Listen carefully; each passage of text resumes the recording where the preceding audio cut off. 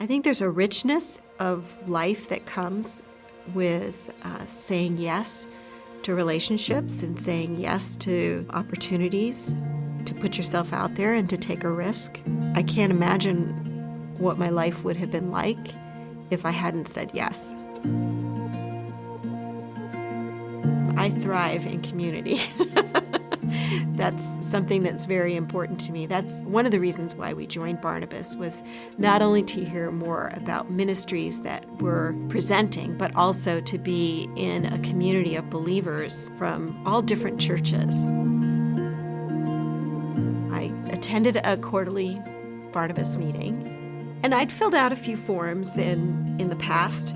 That particular night, I don't believe that I had filled out anything, and the ask for volunteering came at the end of the evening, just as a, hey, if you're interested, we're having this volunteer activity. We need you. And I just felt like it was, God nudging me to say yes. A month later, I was at the event, and I realized as I was matching bid cards and name tags that I knew half the people that were coming to the event. So I greeted everyone at the door and just had a great time of seeing everyone that were familiar with the organization and believed in the organization. That was very telling. During the evening, I was able to go into the room and hear the presenters, and I was so impressed with the ministry itself. I was like, I need to find out more information about this organization. And so I connected with a friend who was very involved with the organization.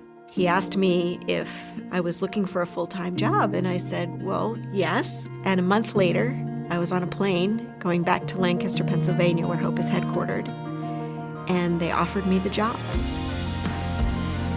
I've been working for Hope International for 6 years now.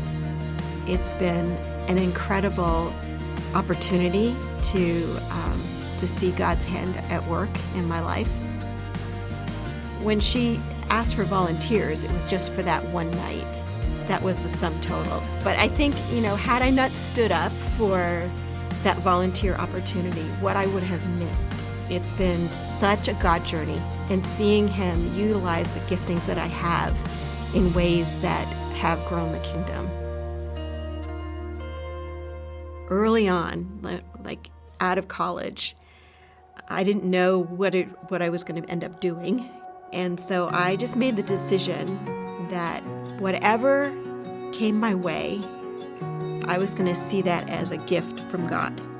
And I'd pursue it until, I ended up with a closed door. So I just walked through doors. And if I think about my purpose, I think my purpose is to glorify God in the giftings that He's given me and to utilize them to the maximum ability that I have. So if you have the gift of serving, of administration, whatever that gifting is, to use it for God's glory, that's your purpose. That's your highest calling. We go through seasons of life, and I think there's always a time of assessment of what can I say yes to. And it's very easy to say, I'm busy, I don't really have time, but I think there's a richness to life that comes when you say yes to things. You can't say yes to everything, but you need to say yes to something.